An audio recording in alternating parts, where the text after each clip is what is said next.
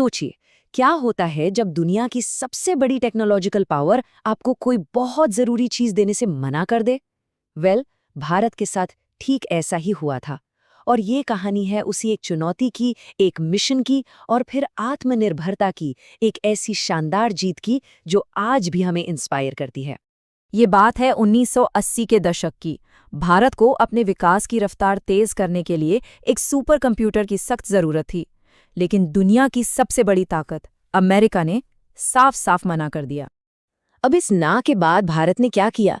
क्या देश ने हार मान ली या फिर कुछ ऐसा किया जिसने इतिहास बदल दिया? चलिए आज इसी सवाल का जवाब ढूंढते हैं। तो कहानी की शुरुआत होती है एक बहुत बड़ी चुनौती से, और यहाँ दो सवाल उठते हैं। पहला, अमेरिका ने आखिर मना किया ही क्यों?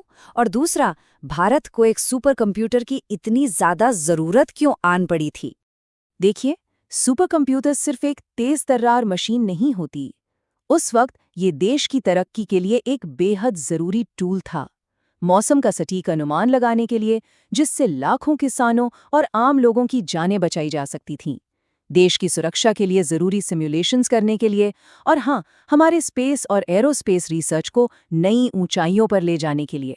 मतलब हर बड़े फील्ड में इसकी जरूरत थी। तो 1980s के आखिर में भारत ने अमेरिका से उस समय का सबसे पावरफुल सुपर कंप्यूटर, जिसका नाम था क्रे XMP, खरीदने की कोशिश की। लेकिन उस रिक्वेस्ट को सीधे सीधे खारिज कर दिया गया। ये भारत के साइंटिफिक एम्बिशंस के लिए एक बहुत बहुत बड़ा झटका था। और ऑफिशियली अमेरिका ने जो कारण दिया वो था सिक्योरिटी कंसर्न्स का। उन्हें इस बात का डर था कि भारत इस पावरफुल टेक्नोलॉजी का इस्तेमाल अपने हथियार बनाने के कार्यक्रमों में कर सकता है। लेकिन कहते हैं ना, हर चुनौती अपने साथ एक मौका लेकर आती है। अमेरिका की इस ना के जवाब में भारत ने जो किया, उसने पूरी दुनिया को हैरान कर दिया। और यहीं से शुरू होता है भारत का अपना मिशन। भारत सरकार ने हार मानने से साफ इनकार कर दिया। सोचिए, 1987 में अमेरिका के मना करने के ठीक एक साल बाद 1988 में पुणे में CDAC यानी centre for development of advanced computing की नींव रखी गई। और लक्ष्य एकदम साफ था। सिर्फ 3 साल के अंदर 1991 तक भारत अपना खुद का सुपर कंप्यूटर बनाएगा। अब इस मिशन को, जो सुनने में ही इतना मुश्किल लग रहा था, उसे पूरा करने के लिए जरूरत थी एक बेहतरीन लीडर की और एक ऐसी जुनूनी टीम की जो इस सपने को सच कर सके। और उनके सामने चुनौती पहाड़ जैसी थी। टाइम था सिर्फ 3 साल का, कोई विदेशी मदद नहीं मिलनी थी, और उन्हें शुरुआत करनी थी एकदम स्क्रैच से, यानी शून्य से। इस बड़े मिशन को लीड करने की जिम्मेदारी सौंपी गई डॉक्टर विजय P. भाटकर को। उन्होंने देश भर से युवा वैज्ञानिकों और इंजीनियरों की एक कमाल की टीम बनाई और इस राष्ट्रीय चुनौती को स्वीकार कर लिया। अब सबसे बड़ा सवाल ये था कि आखिर ये होगा कैसे? इसका जवाब एक बहुत ही स्मार्ट और इनोवेटिव आइडिया में छिपा हुआ था। चलिए उस मास्टर प्लान को समझते हैं। तो टीम ने एक बहुत ही महंगे और बड़े सुपर प्रोसेसर पर डिपेंड होने के बजाय पैरेलल प्रोसेसिंग नाम की तकनीक को चुना। अब इसका मतलब क्या है? इसका सीधा सा मतलब है, किसी एक बड़ी और मुश्किल प्रॉब्लम को कई छोटे छोटे हिस्सों में तोड़ दो और फिर उन सभी हिस्सों पर कई सारे प्रोसेसर से एक साथ काम करवाओ। इसको ना एक बहुत ही आसान उदाहरण से समझते हैं।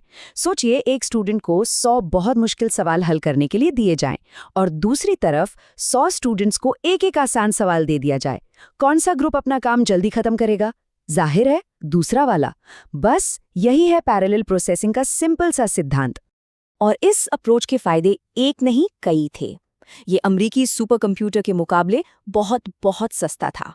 स्पीड के मामले में भी ये बहुत तेज था। और सबसे बड़ी बात, ये पूरी तरह से भारत में डिजाइन किया गया था, यही डेवलप हुआ था। मतलब इसने भारत को टेक्नोलॉजी के मामले में आत्मनिर्भर बना दिया। और फिर इस मास्टर प्लान, दिन रात की कड़ी मेहनत और उस मजबूत इरादे का जो नतीजा निकला, वो कमाल का था। भारत ने दुनिया को ये दिखा दिया कि अगर वो ठान ले तो कुछ भी कर सकता है। ठीक अपने तय समय पर साल 1991 में भारत ने अपना पहला स्वदेशी सुपर कंप्यूटर लॉन्च किया, जिसका नाम रखा गया परम 8000। इसकी स्पीड थी लगभग 1 GFOPS, यानी 1 गिगाफ्लॉप।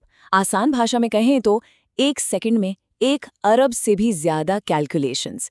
इसने मिशन के लिए जो टारगेट सेट किया गया था उसे कामयाबी से हासिल कर लिया। परम का पूरा नाम था पैरेलल मशीन। ये न सिर्फ टेक्निकली सफल रहा बल्कि इसकी कीमत अमेरिकी क्रेज सुपर कंप्यूटर के मुकाबले कुछ भी नहीं थी। और विडंबना देखिए, जो देश कभी भारत को टेक्नोलॉजी देने से मना कर रहे थे, अब वही देश भारत से ये टेक्नोलॉजी खरीद रहे थे। परम 8000 को जर्मनी, यूके और रूस जैसे देशों को बेचा भी गया। तो परम 8000 सिर्फ एक मशीन नहीं थी, ये भारत के लिए एक नए टेक्नोलॉजिकल युग की शुरुआत थी, एक ऐसी विरासत जो आज भी कायम है और आगे बढ़ रही है।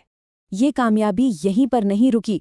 परम 8000 के बाद परम 10000, फिर परम पद्म और आज के दौर के परम सिद्धि एआई जैसे कई एडवांस्ड सुपर कंप्यूटर बने, जिन्होंने भारत को सुपर कंप्यूटिंग की दुनिया में एक बड़ी शक्ति के तौर पर स्थापित कर दिया। परम की उसी पहली सफलता ने ही भारत के नेशनल सुपर कंप्यूटिंग मिशन की नींव रखी। एक ऐसा मिशन जिसका लक्ष्य पूरे देश में 70 से ज्यादा हाई परफॉर्मेंस कंप्यूटिंग सेंटर बनाना है, ताकि हमारी रिसर्च और डेवलपमेंट और भी तेजी से आगे बढ़ सके। तो ये कहानी सिर्फ एक सुपर कंप्यूटर बनाने की नहीं है, ये इस बात का सबूत है कि जब रास्ते बंद हो जाते हैं तो नए रास्ते बनाए जाते हैं। ये कहानी है आत्मनिर्भरता की, इनोवेशन की और कभी हार ना मानने वाले जज्बे की। भारत ने इंतजार नहीं किया, भारत ने निर्माण किया।